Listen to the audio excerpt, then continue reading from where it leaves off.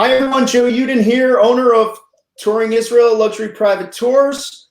Good to see you again. And today we have a guest who is a tour guide and an author and a survivor from a terror attack. And she's going to tell us a little bit about all three of those subjects. So welcome, Kay Wilson. Hey, Joe. Hi, viewers. Nice to be here. Hi, Kay. The situation. Hey. How are you today? Great. I mean, it's a bit bizarre, isn't it, the whole thing? But yeah, we're in the midst of this coronavirus. It looks like we're coming to the end of the lockdown. They're talking about it here in Israel on Sunday to start opening things up again, and hopefully we'll see tourists again soon, and you and I can meet again in person. So that would be great. Yeah. So you're a tour guide and you're an author, and I think the first thing I want to do is maybe Jono can put up your book, which is called what's it called? The Rage Less Traveled. The Rage Less Traveled. Surviving a machete attack.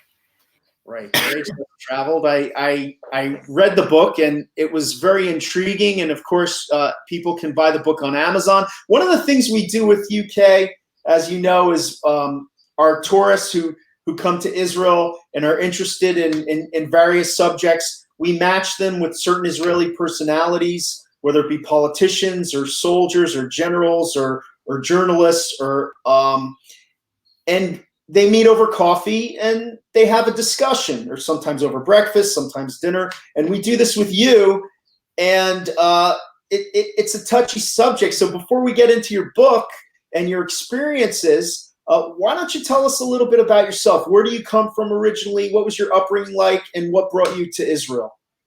Okay, well, I was born in the United Kingdom, just outside London. That's where I grew up, just outside London. Very quiet childhood. You know the Brits. It's the kind of thing where kids should be seen and not heard. That kind of stuff. And I think just in school, I'm a pianist too, and all I wanted to do was become a piano player, jazz piano player.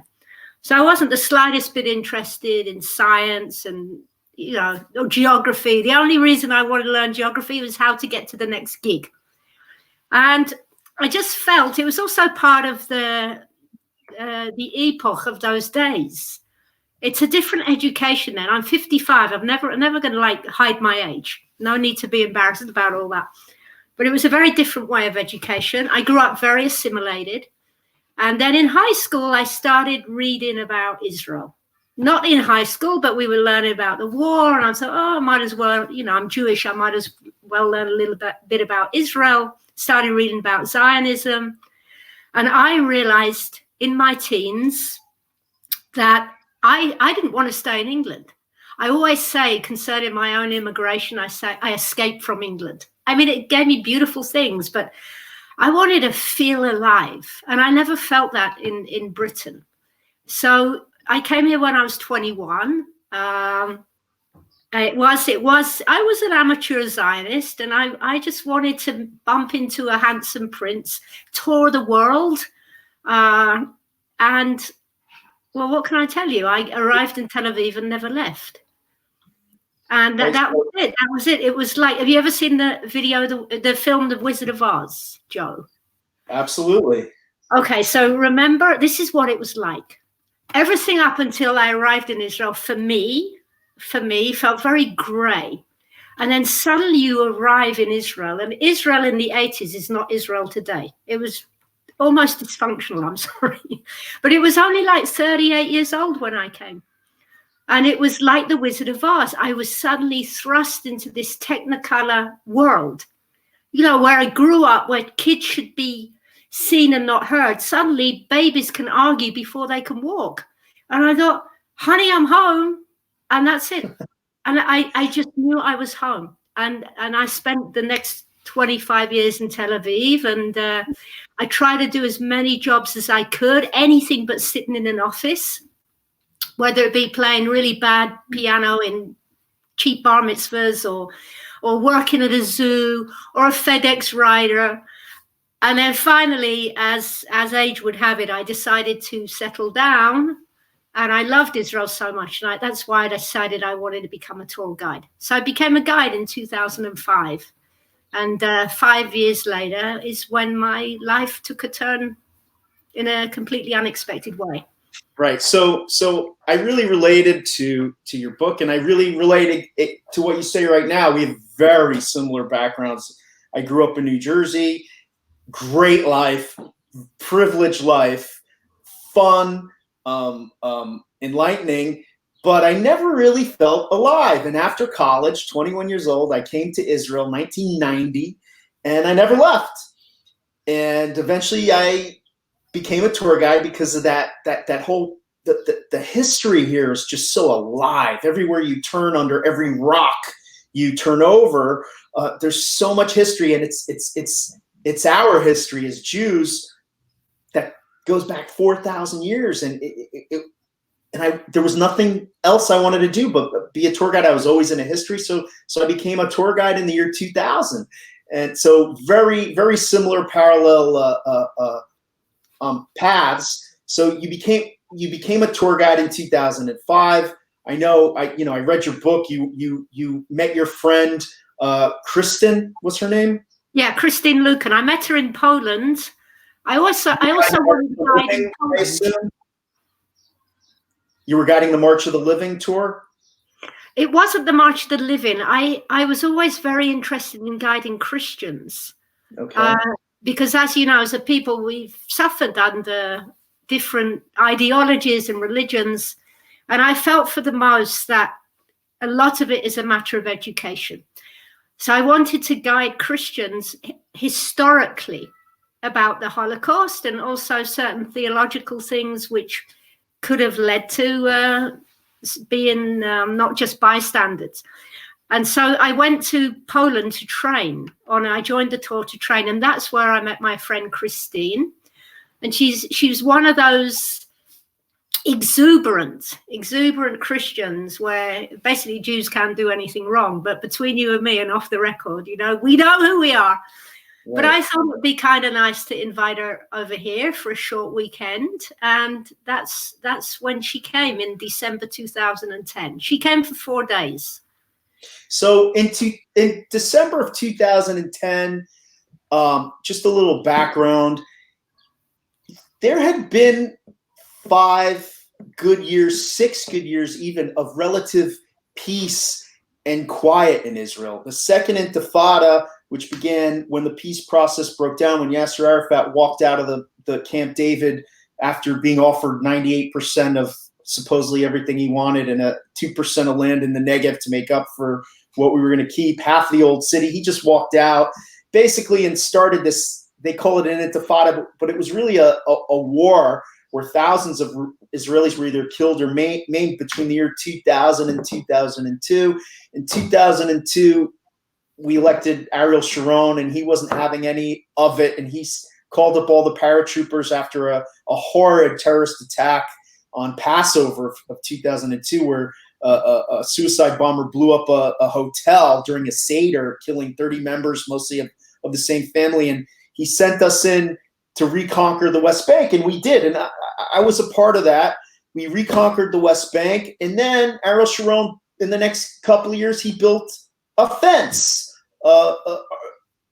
basically sealing off the West Bank, Judea and Samaria, from the rest of Israel.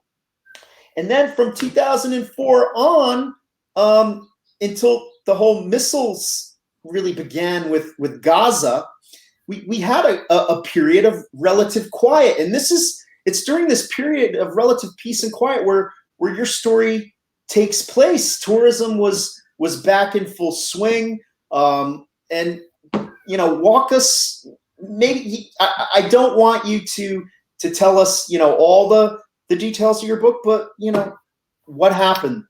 Yeah, okay. I think it's important, because otherwise people aren't going to buy the book, right?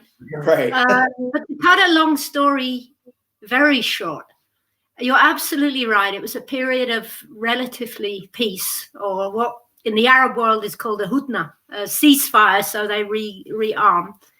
And I took Christine to an Israeli nature trail, very, very popular spot with Israeli picnickers. I mean, as a tour guide, I'm responsible. I'm not going to take her to Ramallah, you know. Right. So, and there were other Israeli picnickers there and families, and it was there in a beautiful forest on a Shabbat that we were accosted by two wielding savages held at knife point for half an hour. They found my ID. They assumed Christine was also Jewish. They bound and gagged us, and they stabbed us both. I mean, and I watched Christine murdered, and I played dead. And when they left, I managed to get up, gag bound, barefoot. I was very, very seriously injured, critically injured. And I walked a mile with, you know, as I said, gagged and bound, and had 13 machete wounds, over 30 broken bones. And I realized I was dying, but I just wanted to get near to where I parked the car so I could die there, so the police could find my body. And I found help instead. And the so-called happy ending is that the terrorists were apprehended very quickly because I'd managed to stab one in the nuts during the attack.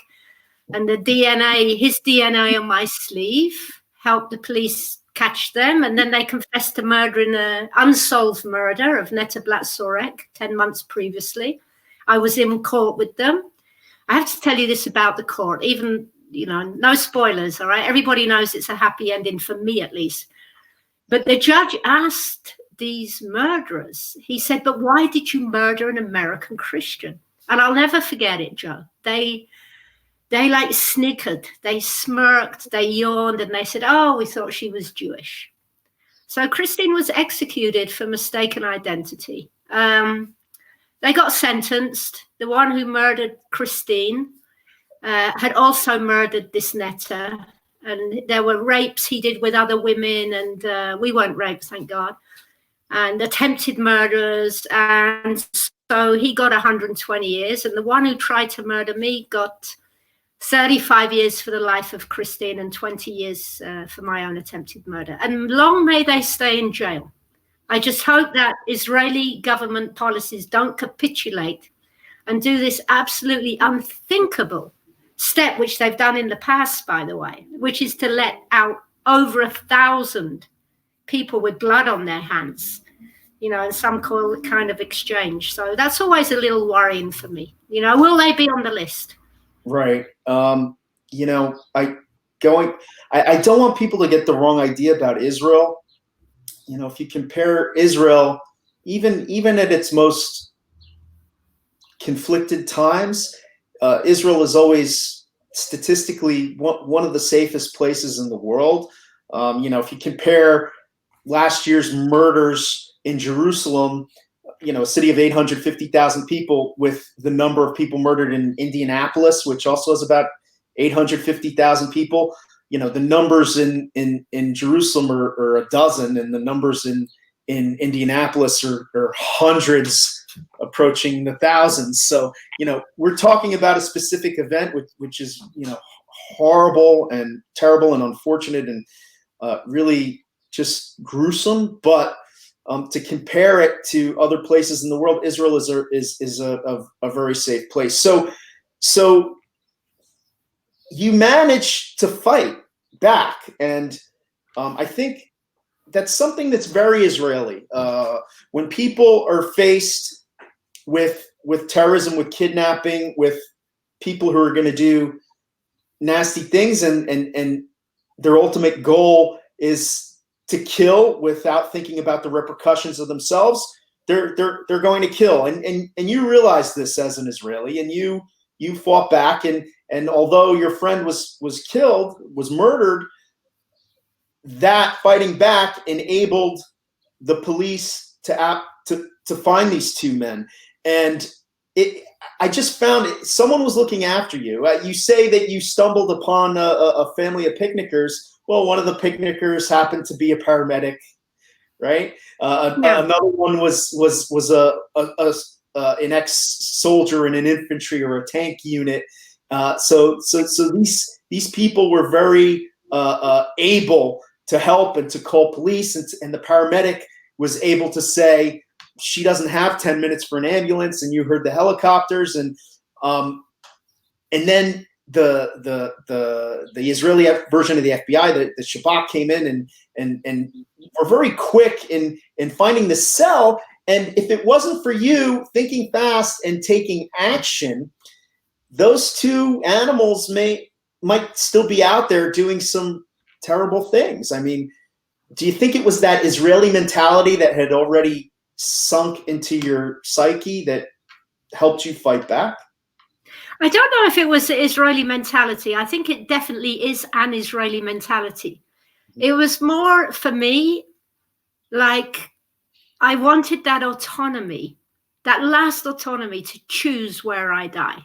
It's like, screw you. I know I'm not going to be alive. There's something in it. That was it more. The fighting back, the Israeli fighting back, has been subsequent to the attack. You know, fighting against this terrible, immoral, obscene European funding of the Palestinian Authority, who rewards these people in jail. That's my fight back. That's my fight back. So I think, yes, it does parallel the Israeli, but I think it's also a very human, for me, it was a very human thing to do. I do want to just backtrack for 1 minute what you were saying, Joe, because it's really important about whether Israel is dangerous. I mean, I've had people ask me, and it always makes me laugh, is it safe to come to Israel? All right. Now, behind that is kind of an existential fear. Is it safe to cross the road in, like you say, Minneapolis? Is it safe to... We're not in control of what's going to happen to us. And that's true for us going through the corona. Nobody expected this. And the other thing is, I have to say this, and you'll like this because it's just so ridiculous. I remember being in the States, in Chattanooga, as they say.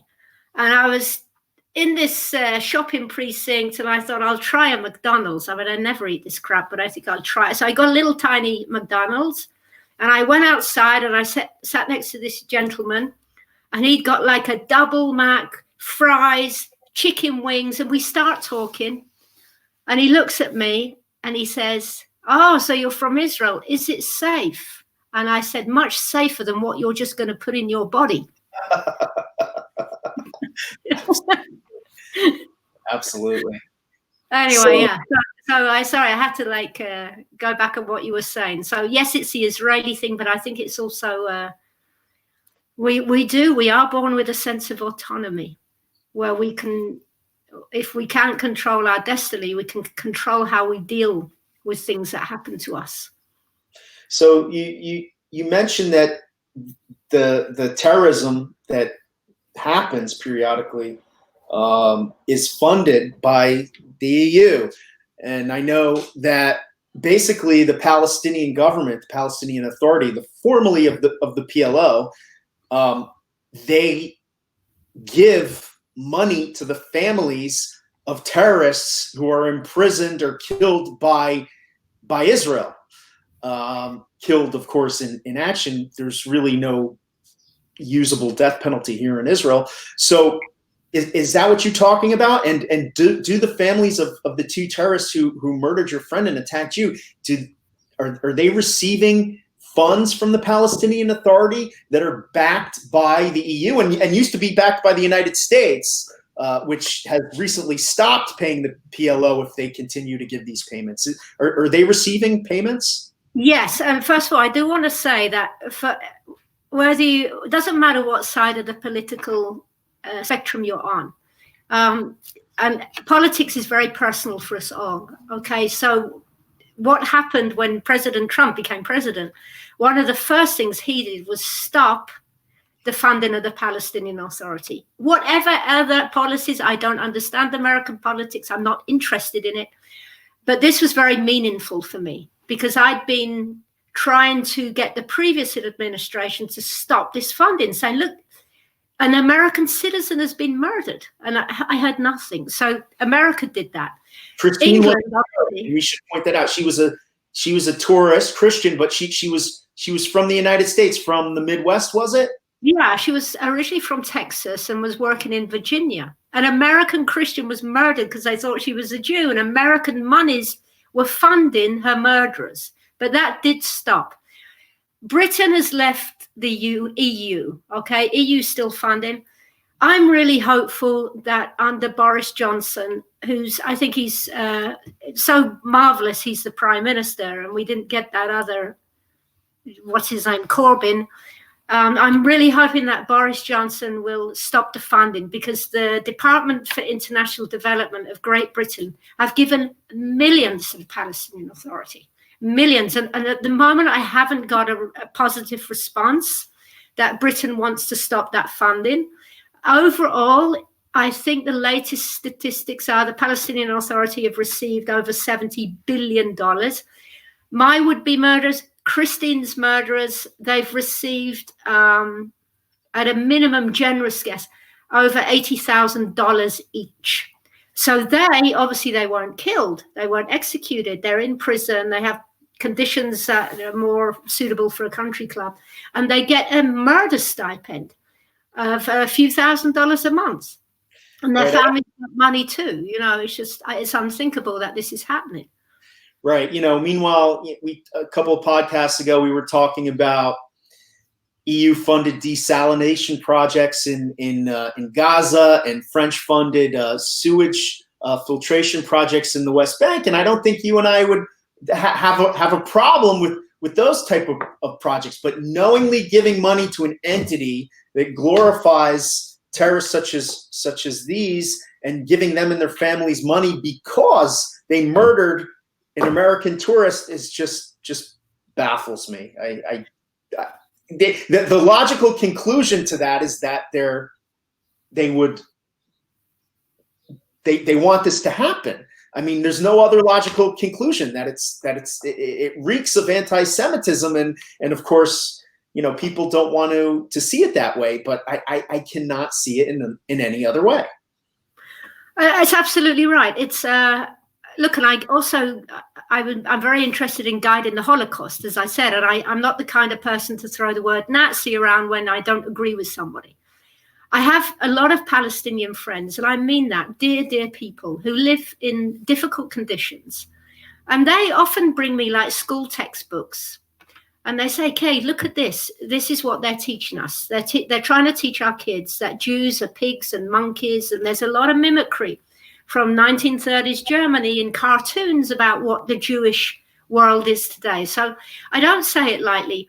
The incitement in the Palestinian Authority, this idea that Jews are pigs or maggots or controlling the world, it's Nazi-like. Right. So you have a system of incitement, and you also have a system of incentive with the reward. And for your average Palestinian, you just said yourself, you wouldn't have a problem. I certainly don't have a problem.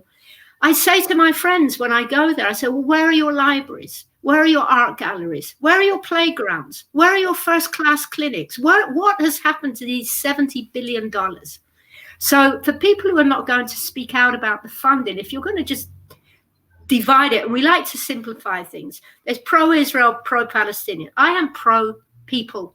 I'm pro-people getting on with their lives. I'm pro-people who are evil people to be put behind bars. The pro-Palestinian camp should be championing this as much as the pro-Israel camp, because they are depriving the everyday Palestinian from living a life of dignity. Don't talk to me about settlements when industries in settlements are giving the Palestinians an equal and far beyond equal wage when they go back into their own area. That's right. The Palestinian authorities right. These monies should be going to projects to benefit the people, but unfortunately they're going for projects to fund terrorists and terrorist projects, and the houses of the terrorists and their families. And it's a real, the Palestinian Authority should have to show where the money is going. And until that happens, they shouldn't get it, in my opinion. But let's shift gears a minute. In the middle of your book, there's a scene where you're a few weeks or maybe months after the attack. You're suffering from post-traumatic stress disorder. You can't get to the police station in the old city because they had recently cordoned it off, so only public vehicles can get in, and your friend can't get to it. So basically, you have to take a taxi and you have to get up there, and you have you have a post-traumatic situation, and you're in the police station. And I don't want to give too much away, because out of all the episodes in your book, that's the episode that made me cry. When the policeman realizes who you are, and his emotions change from who is this crazy British tourist to, oh my God, she's a hero. She's a real Israeli hero. And then all the policemen come in and start telling their war stories after their war story, which is what it is. And that's Israel. I mean, everyone has a story to tell about themselves or their families or their friends, unfortunately. And that scene is just so Israeli. I mean, I don't want. You really have to read it, but it really made me empathize with you, and right there, I was like, wow, that's Israel. Look, it is Israel, and it's like hard not to give stuff away. It is okay to say I attacked a policeman because I had some PTSD, and like you said, they thought I was just a crazy person, and then they find out who I am. It is Israel, and this memoir that I wrote, I mean, I'm hoping it's as much about hope as it is about hell, because what is my healing, my continuous healing, right? Time doesn't heal. That's just a stupid platitude. Or what doesn't break you makes you stronger. No, it's broken me. But what is so magnificent about Israel? And you've said already, you've been in a war, you've fought in wars, and the crap we've been through as a people, whether it's Holocaust or wars or, terrorism, there's still, for a nation that's been through so much, there's still this, for want of a better word, there's like an innocence. There's this readiness to help. There's a lack of cynicism towards our own country. Yes, of course, we're argumentative, but there's not like a burnout of who we are.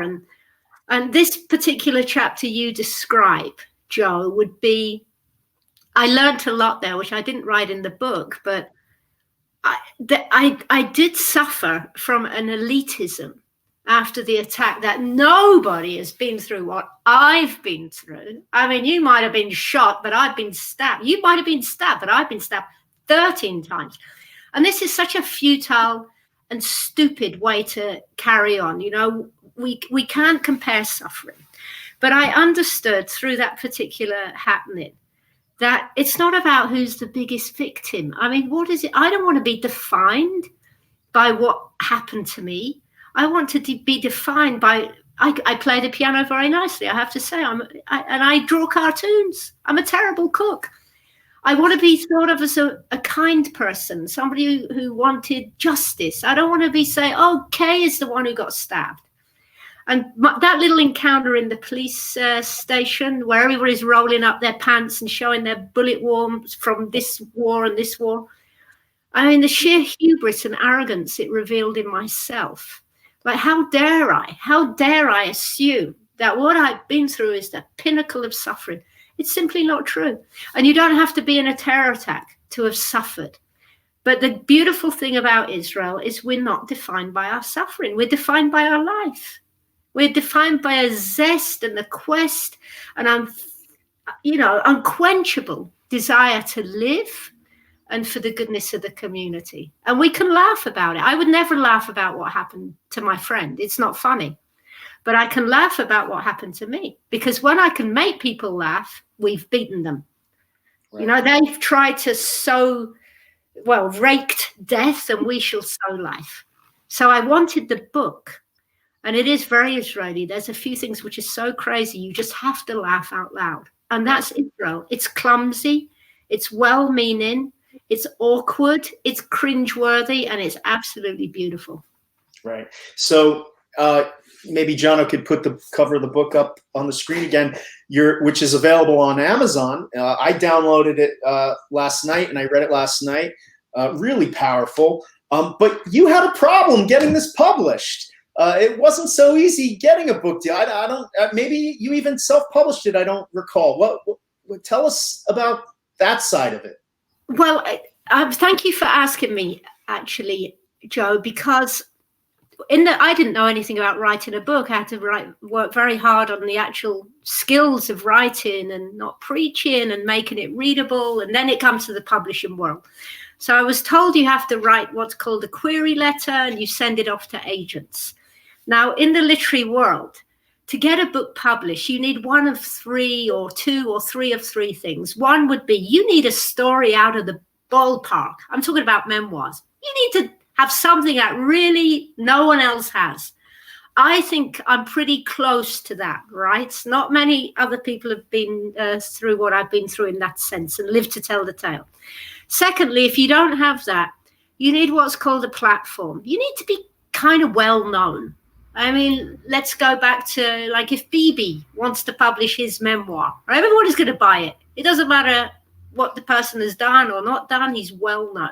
Mm-hmm. And thirdly, if you're not well known, you have to have a really unique and gift for writing, you know. I mean, I think I've written very well. I've had to work hard. I don't think it's extraordinary. I think it reads very, very well. But I certainly have this story out of the ballpark, and I have a reasonable platform. So the query letter I sent a query letter off to many agents. Many wanted it, and I went with one particular one, who then sent it to all the big New York publishers, the biggest in the world. And they all wrote back, and I felt very flattered. They all wrote back saying, wow, what a writer, what a story. I mean, this is the kind of thing you want to hear. The fact that they complimented me on the writing was a huge, made me feel very big-headed. So I was expecting, and then my agent sent me like a string of emails where I could see the responses. I just asked for them. And in once again, there were a lot of accolades, like what a writer, what a story. And then I still have it. It said, because I did not mention the suffering of the poor Palestinians, we shall not be publishing her book. Now, I think that's obscene. I still cannot get over that. So I had to self-publish, and I have a friend, Brian of London, who helped me. So I self-published on Amazon. I recorded it for Audible. And then, thank goodness, the last 2 months, Geffen Publishing have picked it up. Now, no offense to Geffen, who happened to be the biggest Jewish publishers in the world. I didn't want a Jewish publisher because I felt this is such a global story. We're talking about a Christian woman who's being murdered.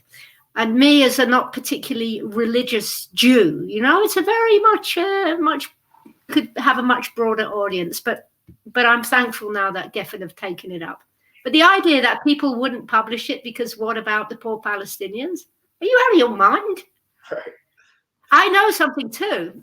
And I have got a little voluntary peace initiative with a friend in a refugee camp, you know, which I set it up. I don't take any money, yellow brick road, trying to help these little children to get an education. If I'd have gone the line, I know this, if I'd have written a book about the moral equivalence, how there are casualties on both sides, I would have picked up a publisher. But I don't see it like that. I don't see it's a cycle of violence. I feel it's very linear. If they stop trying to murder us, we'll have peace tomorrow. Right. And I'm very critical in Israeli circles of my own government policies. You know, so it's like, and also towards its citizens, not just in the political framework. But I refuse to buy into this, it's all a both sides thing. It is not both sides. There is attempts of murder and there are Israeli reprisals. It's not a cycle of violence. Stop trying to murder us and there'll be peace tomorrow. And so I never bought into this fake peace stuff. Right. I have no time to, you know. The powers that be on the Palestinian side, I'm afraid, don't want peace and are using the situation to make themselves wealthy. I mean, that's how I see the situation.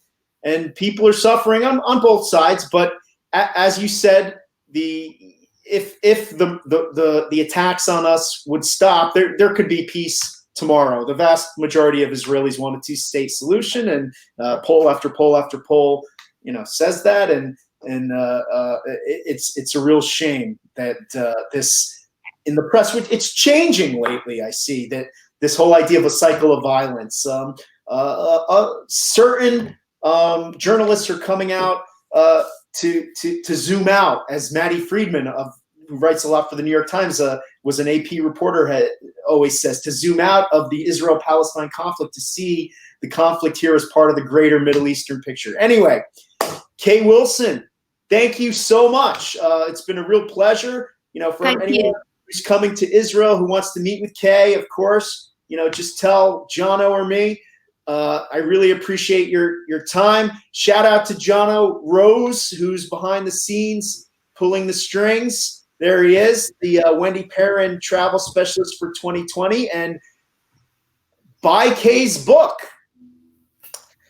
Right, here it is again, the Rage Less Traveled, a memoir of surviving a machete attack by Kay Wilson.